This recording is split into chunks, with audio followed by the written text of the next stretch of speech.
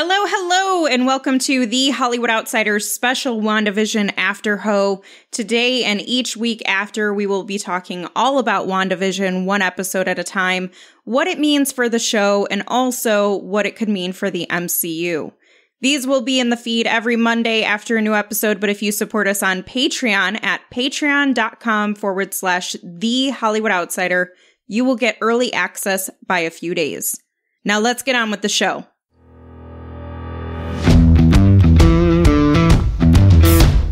My name is Amanda Sink, and today I'm joined by my fellow guest ho, Vinny Schwartz.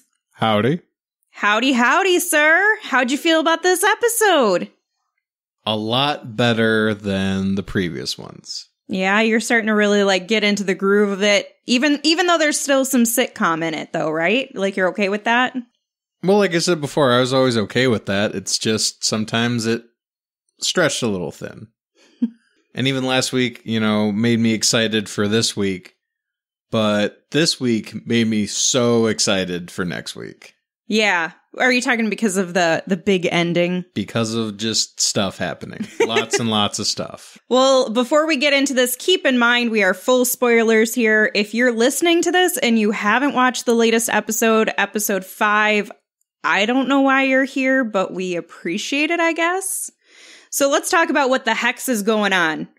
We're going to discuss our overall thoughts of the episode, key characters, and dissect the plot points to figure out what is going on in this episode, episode 5, on a very special episode, is what it's titled, written by Peter Cameron and directed by Matt Shakman. As Wanda and Vision are struggling to grapple being new parents, the twins find new powers, S.W.O.R.D attempts to reach Wanda in Westview, and Vision begins to question his reality. Now, before we get into these crazy big plot points, we're going to give you a rundown of some of the random pieces of information we feel like maybe you should know about in case you don't. Right, Vinny? Sure. For the first time, we get the names of Wanda's parents. Now, not the first time ever, because in the comics, they're known as Django and Maria. But in the MCU, they have not been alluded to by name. And so now we know it's Irina and Oleg Maximoff. Yeah, and I don't really think that has any super huge significance, but no, it's cool. Just, yeah. But it's different from the comics, so people like to know what happens in the comics, what happens in the show, the differences, just that fun random information. And then we have a bit of, what's the word I'm looking for? Obvious? Validation? Yeah. I guess would be for you. Either validation or Darcy Lewis is going to come at you for copyright.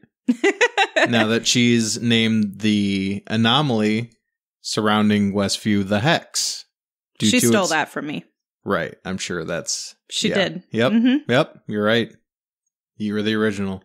I am. So when you start getting those Disney checks, let me know. I'm not going to be on this show, I'll tell you that much.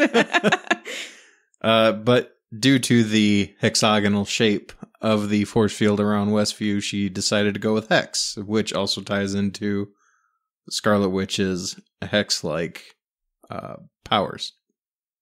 Hex bolts and hex spheres.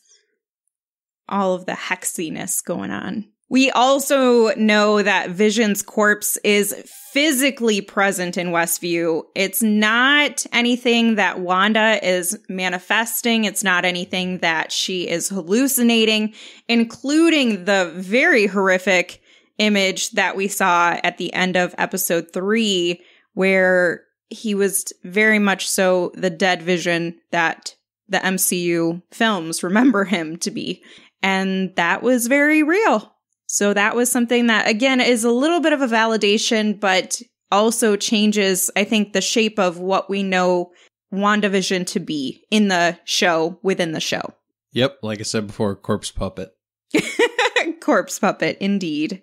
So can we talk about the incident in which we're kind of clued in on that it's actually his body? Yeah, sure. So we get confirmed footage later interestingly enough, from S.W.O.R.D's headquarters, where they were keeping Vision's body for whatever they're doing with it, all kinds of experiments and whatnot, where Wanda just kind of storms in, busts stuff up, and dips out with it, which raises some questions as to how she found out what they were doing with him and their need to upgrade security. Yeah. I mean, to be fair, it is Scarlet Witch that they're up against, so not much is going to be able to hold her back, but it is one thing to figure out and something we don't know. How did she determine this super secret location of his body or his parts? I mean, it was his body. He was just, a little bit here, a little bit there. Yeah. Which I'm sure was not the way to present that to her. I mean, I'm sure they weren't expecting visitors, but at the same time, like, having him on different gurneys probably wasn't a good look for them. No. I mean, what was she going to really expect, though? Like, of course, they're going to take him and use him for science or really what we don't even know what they were doing with him. No, again, they just kind of had him there working on him, doing who knows what. But it's just interesting to think about how she came to know about this information, like who tipped her off, and why did they wait so long to notify everyone else? Like, you don't think it's important to let the Avengers or other law enforcement know that, hey, a rogue ex-Avenger just kind of strolled in and took another ex-Avenger's body and disappeared? Which apparently is against so many codes. The Sokovian codes and the Vision's living will codes and all of these different codes. I'm like, who has really thought this extensively about what to do with their dead robot pieces? It's weird. Well, the ultimate robotic AI being would. Oh, yeah, I guess that's a good point. And we also get a little nod that Wanda doesn't have her superhero alias at this point. Yeah, that is correct. No funny nicknames, as they put it. One really fun homage to the House of M comic series or comic event book, giant book thing that it is when Agnes is showing up for the second time in this episode. Vision is reading a newspaper with the headline, "Local Homemakers Innovating Recipes." And just a few seconds later, when he is folding the newspaper, it's done so in a way that only says HOM, which is short for the huge Scarlet Witch comic event that we've talked about quite a few times, probably on every episode so far, the House of M. Oh, House of M? No, this is the first time I've heard of that. What's that? Oh, you don't know about this? No. Oh, please. This is weird. How did you get on this podcast? I just kind of wandered in. just like Wanda did to steal the Vision's body. Yeah, I just kind of wandered in like, hey, this looks cool. Just help myself. And we also notice that they are borrowing a bit from a darker Scarlet Witch story from the Avengers West Coast books. In those books, we notice that there's something wrong, that whenever Wanda's attention is diverted from the twins, that they just kind of cease to exist, which it happens from time to time, like when Agatha is babysitting, and her flippant and non-checked use of her powers just kind of happens, which we see where she just summons a collar out of thin air for Sparky, and which Vision does take note of, and it's like, hey, what are you doing? Yeah, there's a lot of what are you doing in this episode. Real quick, I want to sidebar about, would you ever let her babysit your children? She's trying to get them drunk to make them go to bed. I mean, not a bad concept in theory, but I'll say okay, we have to break this down. The character Agatha Harkness in the comics, the character Agnes from the show, or the actress Ms. Hahn, because I have different answers for all three. Well, what are your answers for the three? For the first one, maybe like. No, you know what? I'm going to take that back because I thought, what if they learn cool powers? But it's like, kids are hard enough to contain without powers, so maybe not. Mm-hmm. As far as Agnes from the show, yeah, sure, she seems fun. Why not? She's just a little bit of bourbon. She's just a hoot and holler to have around. It's fine. What's a little bourbon? It helps with the teething. It's fine. I'm sure somebody did it at some time, and the kids turned out just fine. Oh, somebody try an entire generation. Yeah, and they turned out okay, I guess. So, that's fine. And as for the actress, yeah, of course, because then we get to hang out. And she seems hilarious. I definitely want more of her around. I mean, hopefully her character stays. If we're right, like we have been this entire time so far, not to brag. Toot toot. But now you're getting ahead of yourself. I know, I am. They're going to take a sharp right turn. You're just going to run face first into it and like, oops. So another fun piece of information that we noticed is that in most of this episode, the twins, which grew up very rapidly, and we'll talk about that, are dressed in red and green, which is definitely a nod to their parents' favorite color schemes. And it also appears to mirror the colors they adopt when they grow up to be superheroes themselves. Billy becomes hex-wielding Wiccan, who favors red, while Tommy favors green, like his uncle Pietro. We'll talk about him too, don't you worry, as Speed. Yeah, I noticed that too, and I thought that was a fun little nod, especially because I actually really like Wiccan's character design. Like, his costume is really simplistic, but still really striking and cool looking. If you never checked out any of those characters, check out some like Young Avengers comics with Wiccan in them. Pretty cool character, pretty entertaining book line. And also we have the name Sparky for the newly found dog that, interestingly enough, Wanda didn't make. It, as far as we know, wasn't already within the anomaly, and she may or may not have any kind of agency over it, kind of like her twins.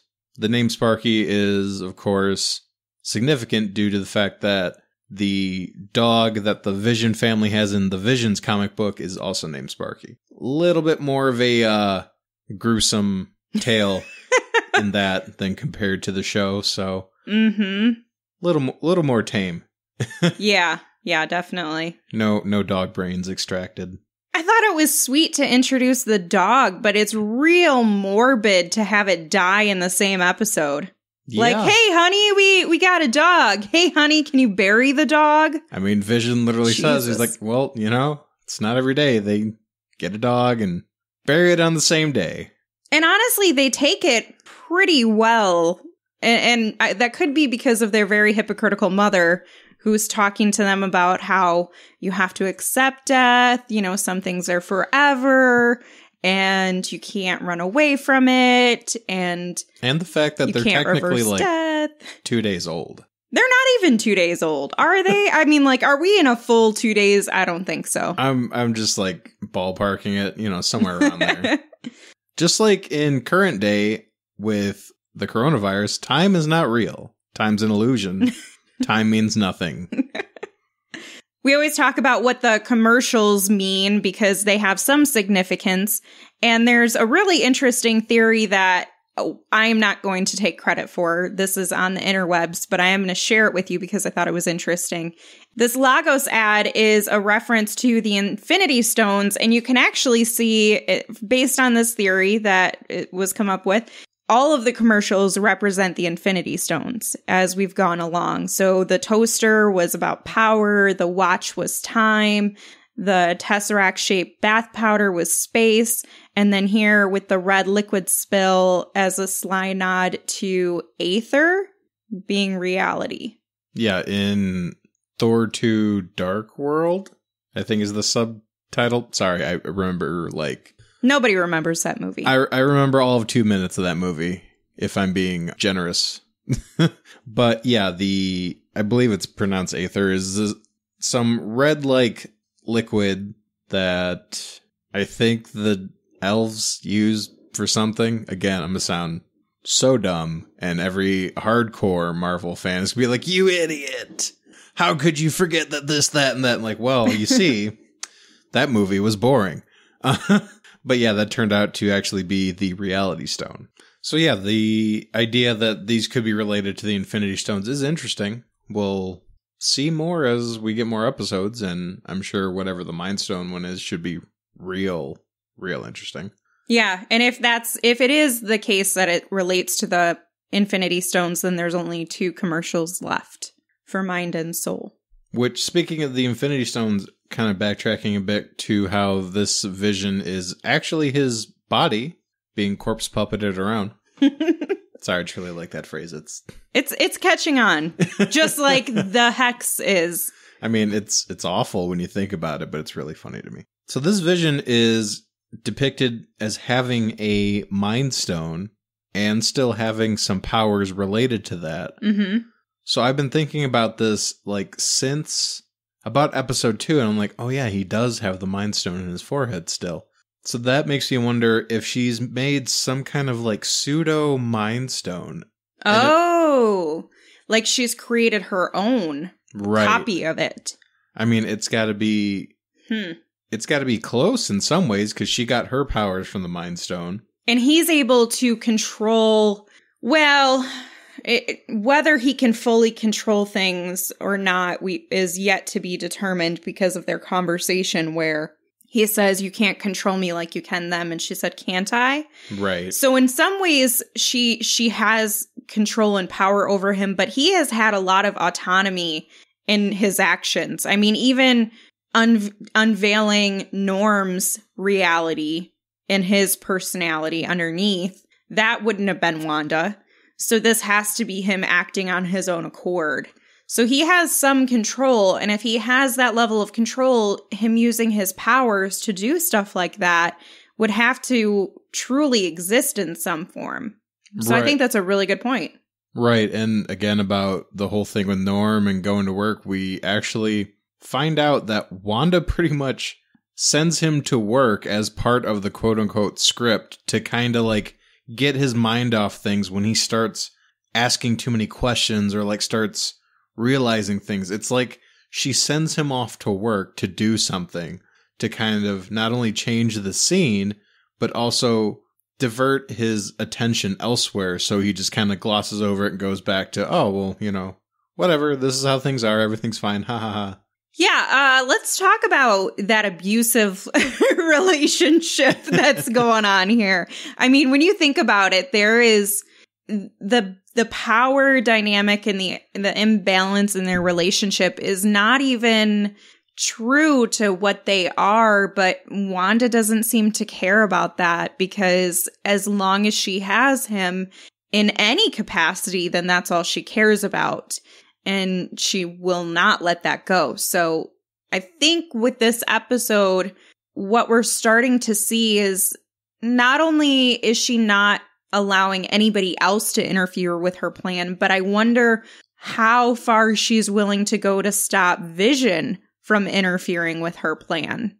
Which is interesting that you bring up like the power dynamic, because thinking earlier back to the ad, they have a moment where, you know, the woman clumsily knocks over something like, oh, whoops, silly me, cleans it up with the paper towels. But then the husband knocks over something. And before, these ads have been kind of tried and true to the era and little, you know, misogynist and whatnot. But then we get to this ad and the husband makes a mess and they go, husbands can use it to clean up too, which I thought was kind of interesting. And it just kind of clicked something when you said that. So I don't know if that's also kind of related or not. Yeah, I mean, I definitely think the commercials have some connection to the episode beyond just the potential Mind Stone concept. We've talked about that in the previous episodes, how the commercials directly relate to what's occurring in that episode. Another thing that's brought to the forefront in this episode is that there's no children in Westview, that, as Vision points out, which, I mean, you kind of like go back and you think about it, because I know I did, and like, oh yeah, besides their kids, there's no other children that are ever shown in this entire show, even though they have a whole thing that's for the children. Say it with me. For the children. And what happened to Dottie? Like, she's been gone for a minute. Oh, yeah. I mean, I guess she's not an important enough main character. She seemed like she was an important character. I'm sure she's going to come back, but I wonder what's happened to her in the interim, because she also was not one of the formally identified characters on S.W.O.R.D's behalf. When they were going through Jimmy had his little like board working. Yeah, the roundup where they found the real. Yeah, that's a good point.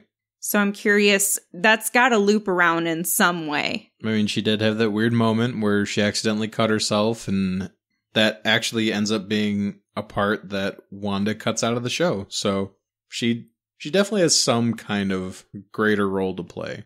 Another fascinating and to be determined piece of information is Monica, when she has her test results, and that's kind of what the episode opens on, is her recalling what she felt with Wanda, and she talks about how much grief there was and how little control she had.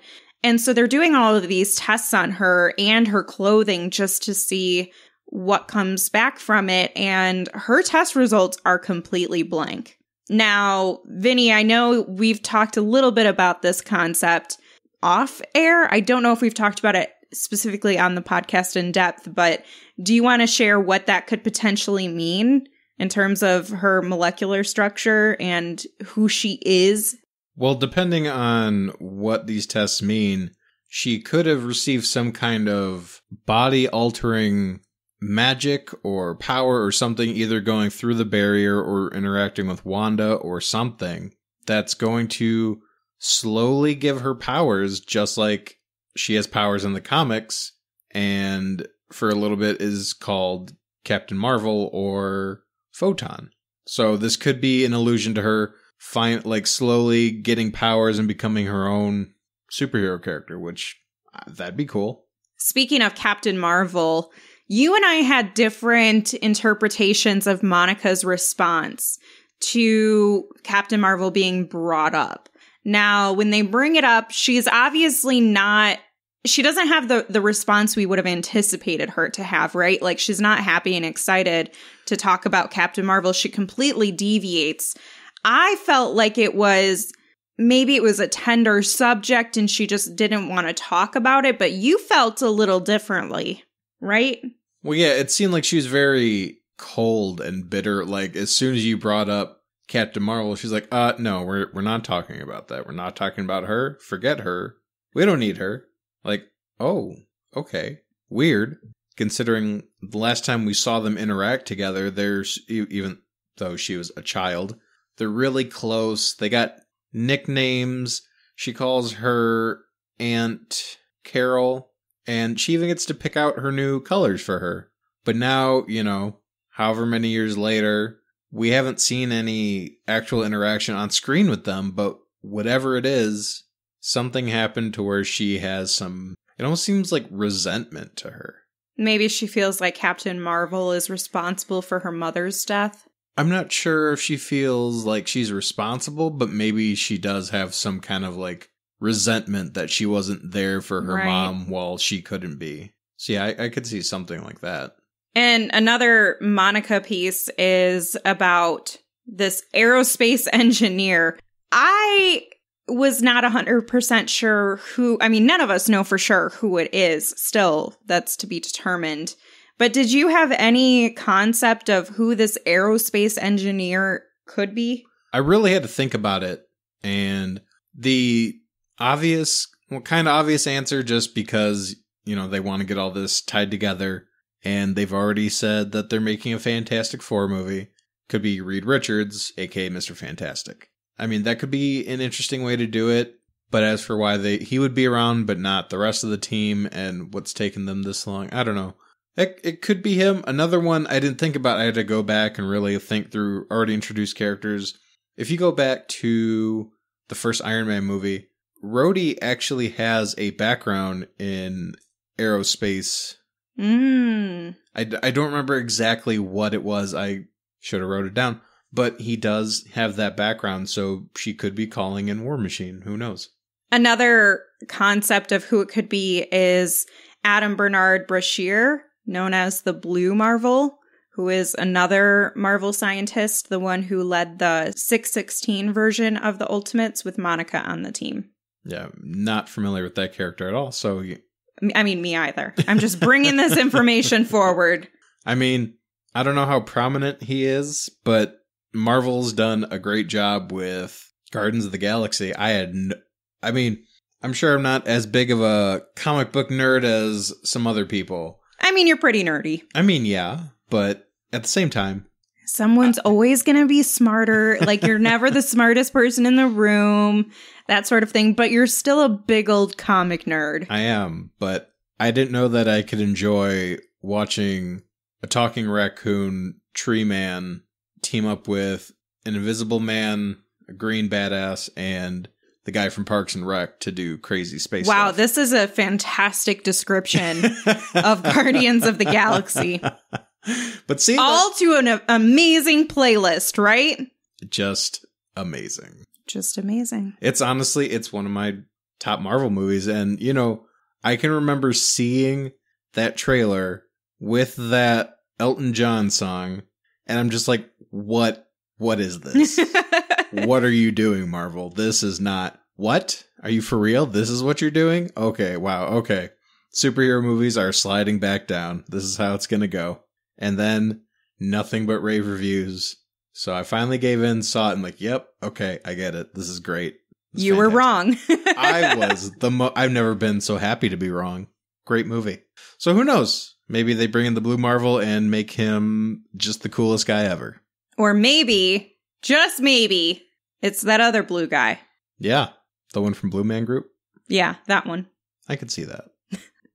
So let's start talking about some of the important moments that happen in this episode that really drove it forward. First and foremost, Billy and Tommy went from newborns to 5 to 10 years old all in like a single day. And they can do that apparently on command, which means they definitely have powers, seemingly that Wanda cannot control. And they also get a dog who dies. Oh, kids, they just grow up so fast. So fast. I don't know. I don't think that's such a bad... I don't think that's such a bad deal. Like, by the end of the week, they're in college. They're out of your house. I mean, like, I'd even take that, like, 3-minute jump to where they're screaming children to actual kids that can talk to you about what's wrong. Like, oh, wow. No diapers, no... You know, they had one sleepless night or however many it was. It wasn't that many, honestly. Like, I'm sure every parent's just looking at them like, you got off so easy. You have no idea. Like, that... Isn't that like the core and the foundation of like parenting? It's like going through the real struggles. Like, if you didn't lose sleep because of your children, are you really a parent? Just kidding. Someone's going to be offended by that. Someone's going to be offended by anything. But I'm sure any parent and every parent would gladly get those nights back with a restful night's sleep if their child could just magically grow. Like, oh. Yeah, but that'd be cool. Sad at the same time, too. But like I just had my baby, and oh my God, you're 5 years old. Ah! I'm just saying that first jump, I wouldn't mind that so much. After that, they can take their time. But the first one, sure thing. Because I got to tell you, when that show starts up and there's just screaming children, I'm like, oh God, ooh. Just, ooh. Yeah, this does something to me on like a primal level. Like, I can't. This is not what I watch television for. But Auntie Agnes comes in to try to save the day. Right, just as Agatha would, to come in and help Wanda take care of the kids. On cue all the time, which does start to kind of like ping something in Vision's brain. Just like, you know, she kind of shows up. With exactly what we need at exactly the right time. And we get a very weird moment where Agnes kind of gets sidetracked by something Vision says that's kind of off cue, quote unquote, and she fumbles her line. So she kind of just turns to Wanda. It's like, do you want me to take that from the top? Should I do that again? Like, do you think we should do that again or just move on? Because you want me to take care of the kids, right? So Let's just, let's do it. Yeah, and... Jazzercise. And like, Wanda has this look that's kind of half like, what are you talking about? And sure, and half like, okay, yeah, okay, just, you know... Stop talking! Yeah, like, not so overt, like, just roll with it. And then Vision's just like, no, actually, what's going on here? Like, how did you Did you not notice the weirdness? That was super weird. People don't behave that way. What's happening? I appreciate that if they're going to give him autonomy of himself, that they're not treating him like an idiot. You know what I mean? Like, he's going to realize those things. He is a super robot. Right. And even if he's just a recreation of what she remembers him being, she has to at the very least remember that he's a highly intelligent being. Like, honestly, probably the most intelligent being on the entire planet. Maybe within, like, you know, a couple light years of the planet, considering he's just a super AI thing that had the Mind Stone in his forehead. So he's got to be able to have just an insane amount of intelligence to sit there and be like, all right, something's off. This does not compute. Let's figure this out real quick. And Wanda just tries to skate past it. And she's able to in that moment, but obviously it tumbles, and Vision starts to realize that there is so much more going on here. And I mean, not only do you have S.W.O.R.D interfering as like a side story, but now you have Vision who is touching people's heads and getting them to come to reality, come to being, and finding out that Wanda is really at the helm of, or believes that she's at the helm of everything. And that leads to a really huge debate between the two of them in the air. Yeah, debate is a, I'm going to say mortal term, because these two beings are having an all-out just shouting match and just start flying and yelling at each other. Which is another interesting thing, and which makes me say that this is hers or someone's recreation of Vision. Like, it's not really him in there, because he's getting super emotional. And like, you could argue he's an AI intelligence so that he could learn to act human, but also because he's an AI intelligence, why would he learn that? He would think emotions are illogical and would get in the way, especially as we saw in Civil War. He got distracted and accidentally blasted War Machine, causing Rhodey to be paralyzed from the waist down for a bit.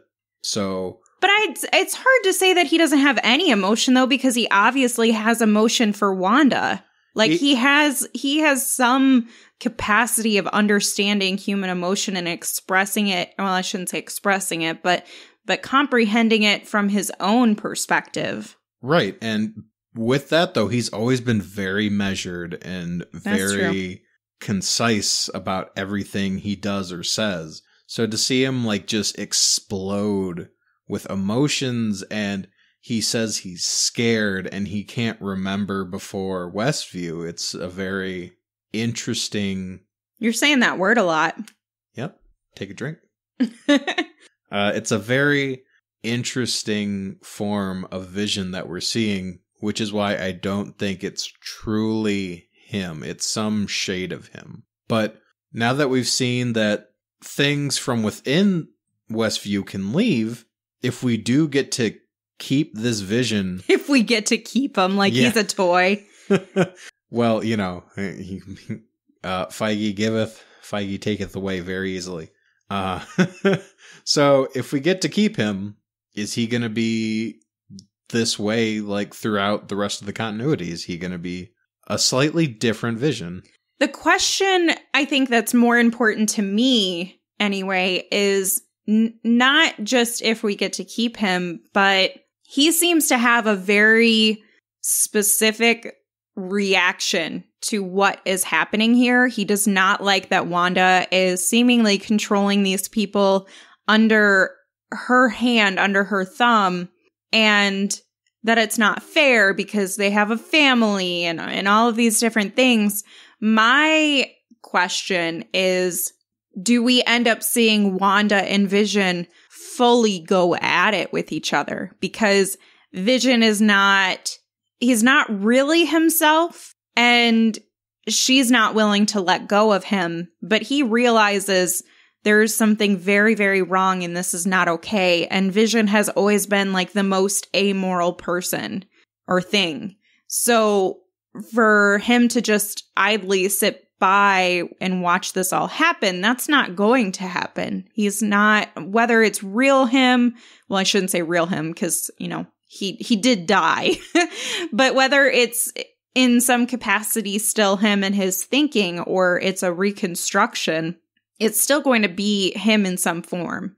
So I wonder and worry about the two of them going head to head because Wanda refuses to lose control over this. Well, I think you nailed it pretty square on the head there, that she's fighting tooth and nail to keep her perfect world together and moving forward and making sure nothing interferes, whether it be Monica, drones, or Vision. She's gonna make this work no matter what, because she even says that she's not gonna let anything happen, and she's not gonna let anything take away her happiness or her family ever again. Yeah.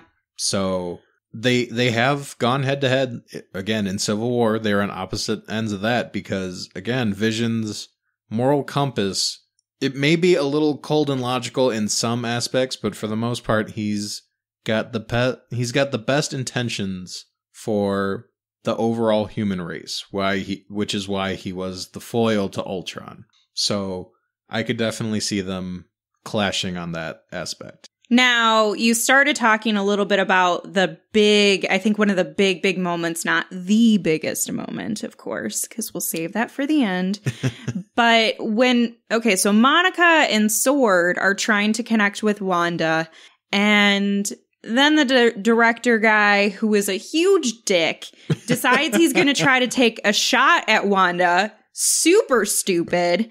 And Wanda responds by leaving Westview, confronting them, and like, ooh, the rage. She is not having any of this. She brings that little drone out like, did you really try and turn this on me? Homie, come on.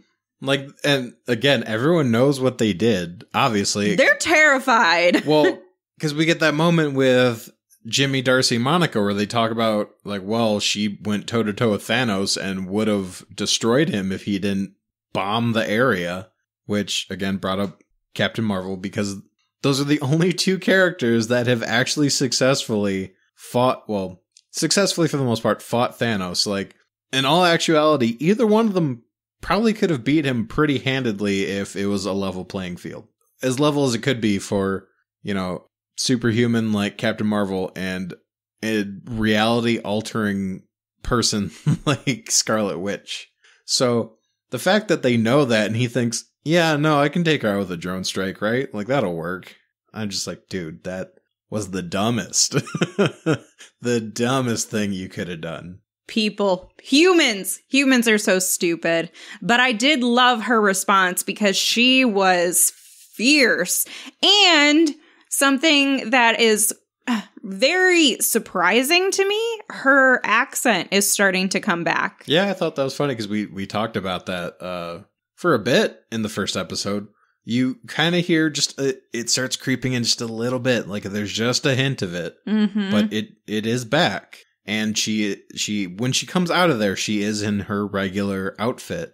So it's kind of like outside of this perfect, pristine world that she's made, it's real Wanda, and she's not going to put on any kind of airs or change herself anymore for anyone. Like, this is me, and this is me telling you, if you keep messing with what I got going on in here, I'm going to mess your stuff up real good. Which she shows by bringing back that mind power that she used in Age of Ultron, where she kind of like whispered in people's ears and made them see and do things. But this time she did it en masse without touching anyone. She just kind of like summoned her little wispy red hex orb thing, like flicked her wrist, and then she just mass mind controlled all the soldiers there, who snapped and just snapped all their rifles to the director and just held them there until she left. So one thing that I also want to talk about too is every time we've seen this energy field, it's always been blue. And we see that like blue, I don't know what it is, but it's like you can see like these lines. Yeah, it's like mentioned before, it kind of looks like staticky old school television. Yeah, but when she re-enters, it all turns to red. Yep. And I'm curious because I don't have a real idea of what it means other than maybe it just enhanced it in terms of the strength. What do you think is happening with this energy field going from blue to this Scarlet Witch red? I mean, she's the one who did it, and that's, the color of her powers. So yeah, that's definitely her kind of like doubling up the power, whatever that might mean. Like, if anyone tries to go through now, are they just going to get incinerated? Or are they going to be able to get in at all?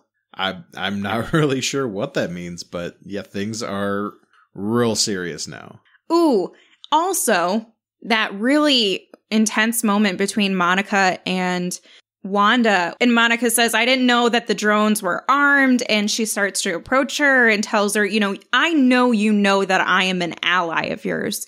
And she confronts her about you control this entire world of Westview, this town. You have all of these people seemingly held hostage, but you let a S.W.O.R.D agent knowingly into your home.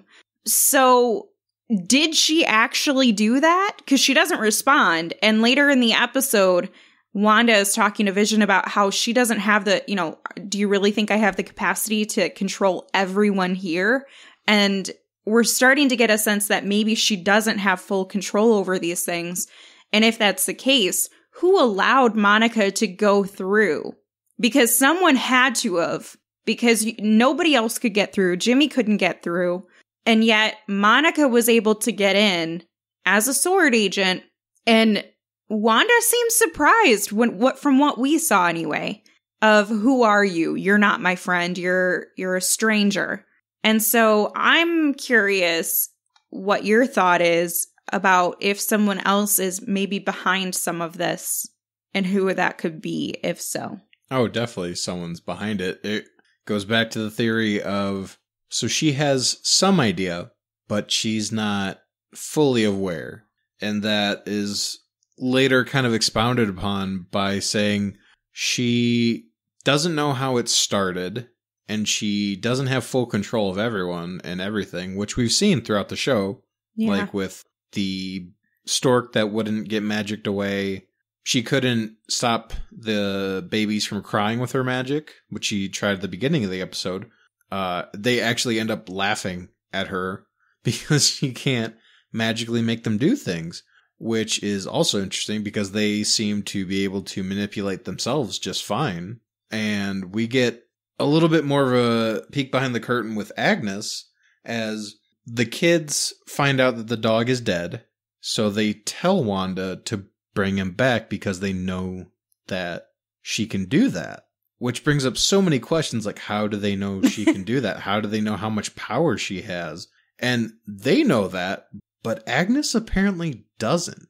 And Agnes is one of the few characters that seems to have a little more awareness than everyone else. But she doesn't know the full extent of Wanda's powers. So there's definitely something going on where someone, which could be the same someone that told Wanda where to find Vision. Basically, I mean, that Mephisto, again, could be just a deal with the devil where he's like, all right, I'm going to set up this little world for you. You get the run of it pretty much and, do whatever. I don't know what he gets out of all this, but someone definitely... Maybe he wants Vision back to be able to use for himself. Possibly. But Mephisto is a very powerful character in his own right, considering he's basically Marvel's devil. Yeah. Like, he's pretty powerful in his own right, which is why he could also be a contender for a pretty powerful enemy for most of the heroes that we still have. So I'm not 100% sure what he gets out of this, if he is the one behind it, but it definitely seems like someone laid the groundwork and basically gave Wanda almost free reign, but she does have some restraints. And it seems like they're putting in things in here to kind of push her towards something. Like, it kind of seemed weird that the kids were really pushing for her to just bring back the dog. Like, you can do it, Mom. We know you can. Just bring him back. I'm like, okay, that's weird. Why are they pushing? Like, obviously, you know, any kid would want to bring their dog back, but just, I don't know where they're just pushing for it so hard. I think there's something going on with that. Yeah, I guess I didn't really think about the urgency presented from the boys, from Tommy and Billy, about bringing back the dog. I just assumed it was because they wanted their dog back, but not that anything nefarious might be going on. So I guess we'll see what happens and why they would want her to. They obviously, if that's the case, then somebody wants her to tap into some of the darker powers that she has access to. Well, because we get a glimpse of her. We get a little bit more of her powers in this one. Like, we get the mind-altering one. We get a more concrete evidence of that she can't necessarily create yet, but she can manipulate. When she needs things to fit the timeline, she changes their structure to match whatever kind of thing she needs it to be. Like Monica, when she goes through her clothes, the actual the molecular structure changes. So, like, we see that her pants are mostly made out of Kevlar, made from her vest that she had when she went in there. And it remains permanent when it goes back outside of the hexagonal, whatever the right phrase is that Darcy's trying to push.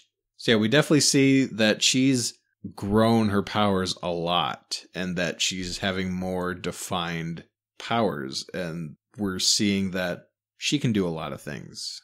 She could possibly do even more that she doesn't know about yet. So maybe, and seeing as the kids in the comics are actually made from fragments of Mephisto's soul, maybe he, if he is the main bad guy in all this, maybe he has some sway with them and he's trying to get her to tap, like you said, to tap into this power for some reason. Yeah, that's a good point about them having some, that he can manipulate them in some way because of their connection. Now, I'm curious what you think. Is she powerful enough, and do you believe when she says she did not bring Pietro back? Nor did she bring him back from the X-Men movie? I was going to say, apparently she's not that powerful because she didn't bring the right one back. She brought the one from another reality. I mean, we are entering Doctor Strange multiverse where she is going to be a prominent character. So I guess it's possible, like, or someone, maybe not even her, because she doesn't seem to think that, or she is at least pretending and portraying that she had nothing to do with this. And she does seem a little shocked by him being there and who he is, but it could also be because she tried to summon the right Pietro and got the one from a different multiverse, from a different reality. The only one still alive. Right. Which, again, not my favorite one. You don't want her to recast, like Darcy says, fourth walling? No, hopefully Darcy's on my side. I'm like, man, this recast is not ideal. Nothing against Evan Peters. I loved him in pretty much every season that he's in American Horror Story. But out of the two Quicksilvers, not quite my favorite. I don't know why. And I'm sure there's plenty of people who love his portrayal and whatever, but I just... But you're not one of them. No, I'm not. But, I guess this isn't the Quicksilver that I wanted, but I guess this is the Quicksilver I get, so... There's gotta be something nefarious going on out of her control that someone wants to keep her here. Also, because, like, in Westview, because why else would someone bring everything she could ever possibly want and bring it here? You know what I mean? Like, not only does she have Vision, but then she gets her children, and then she gets, she has her friend Agnes or Agatha, and then Now she has her brother back because there's been enough mention about her having a brother and the sadness that comes from that. Now he's finally back. Someone wants to keep her here for some reason. Yeah, I mean, that's definitely the main point of Westview, is to keep her here. Whether if that's someone doing that for her or if this is just what she wants. Like she influencing her. Yeah. So I thought of that too, about like, well, what if this isn't actually, I mean, it's not her brother from this universe.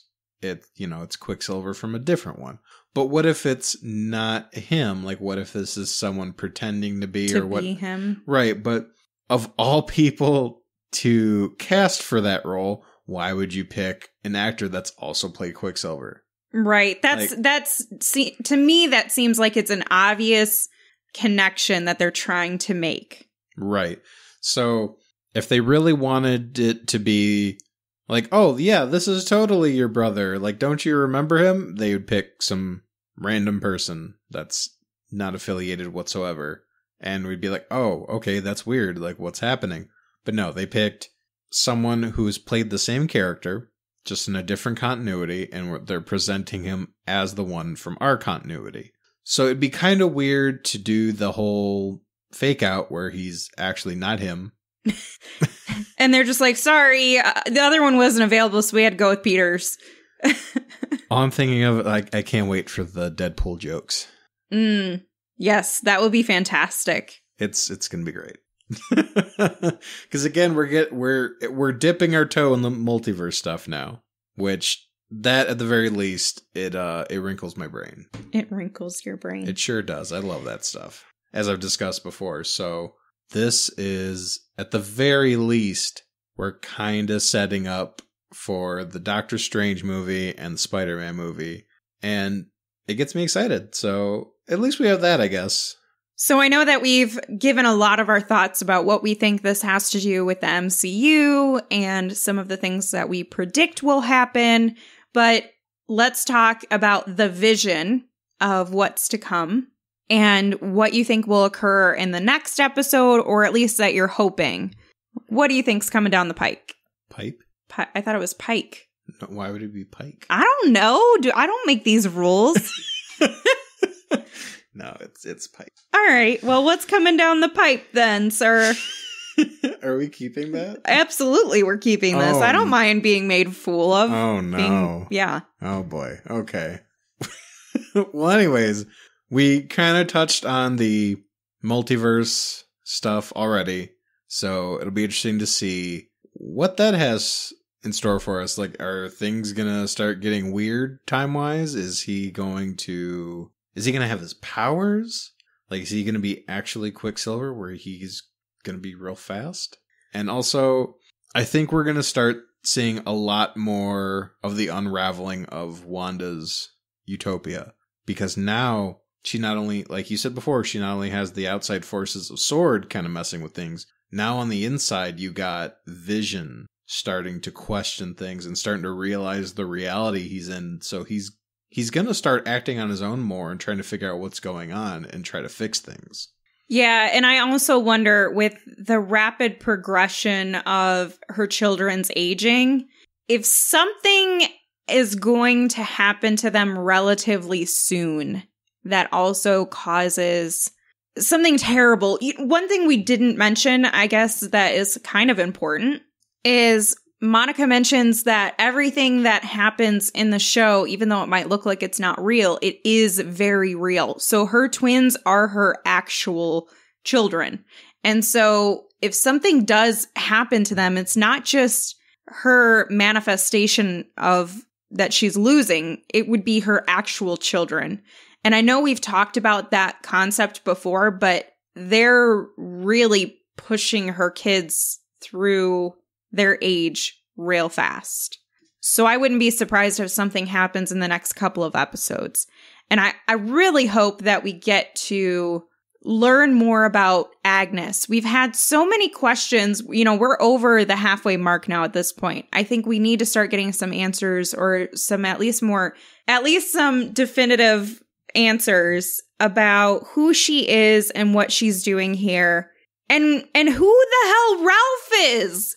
Like, I want to know because we keep mentioning him and all of the weird libido happenings in their bedroom, but we don't know anything else about him other than what we think he might be. I'm looking for some answers between those two. I really hope we get some of that. At least lead me in the right direction. Like, give me, there I can see that I'm right. You know? I'm going to laugh real hard when he's just some random, like, slob. Just some random, normal, like he's the mailman's best friend. Like, watch he be basically Jackie Gleason from the Honeymooners. Just some random, just every man who's just, you know, one of these days, Agnes. And we're just be like, oh, that's a letdown. I mean, it's just one possibility, but I could kind of see that. I think we're going to get some more important and concrete answers about her next episode. I really feel like next episode's going to be really good for that kind of stuff. I sure hope so. Well, at this point, I mean, they kind of have to give it to you, which, I don't know, just the way things are progressing, I can kind of see it. I don't know why. I just feel like we're gonna see something finally. She's finally gonna tip her hand in some way that we get, oh, okay, she's either a regular person who got pulled into all this, or, oh, she is who we've been assuming she was this whole time. Right.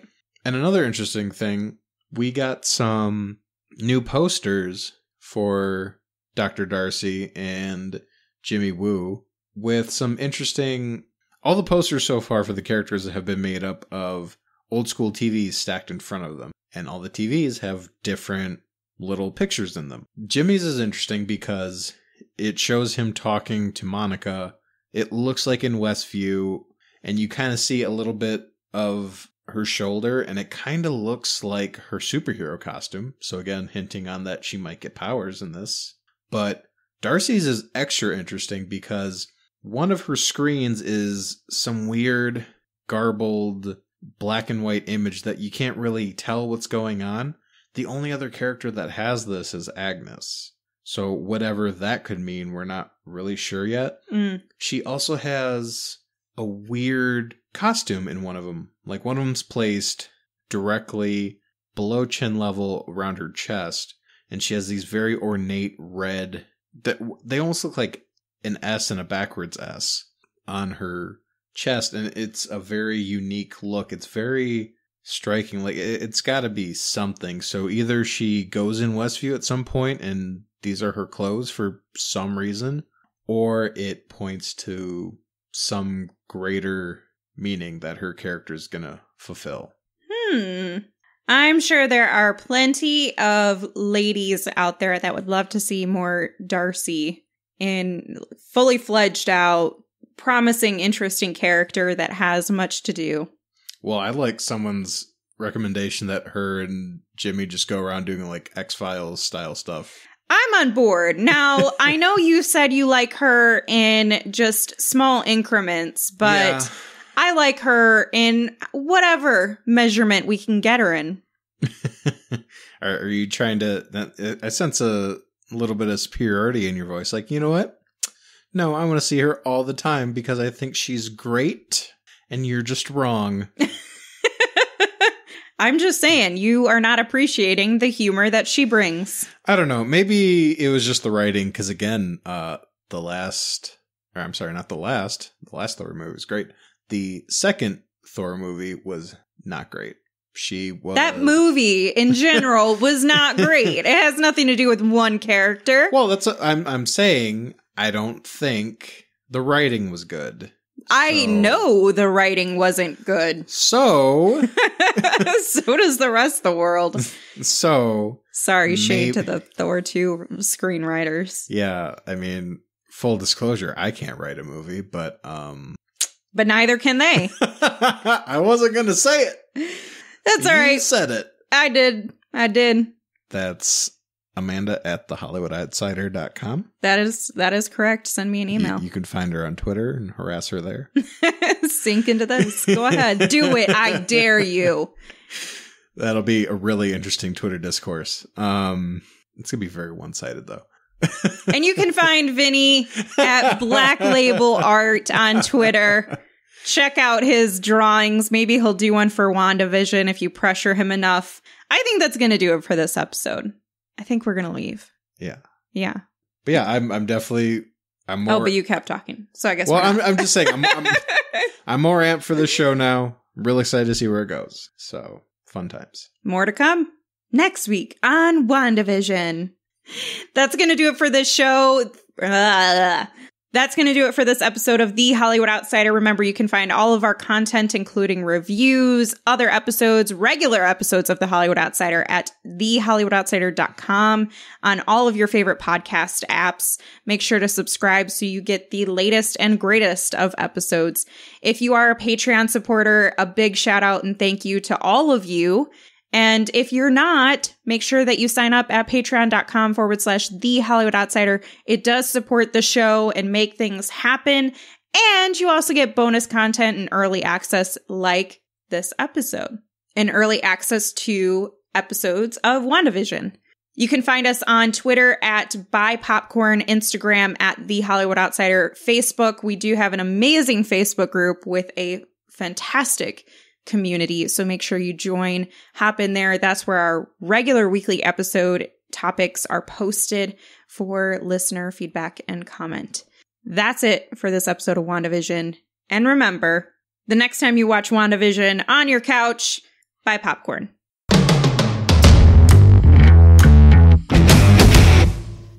You forgot your own outro. I sure did.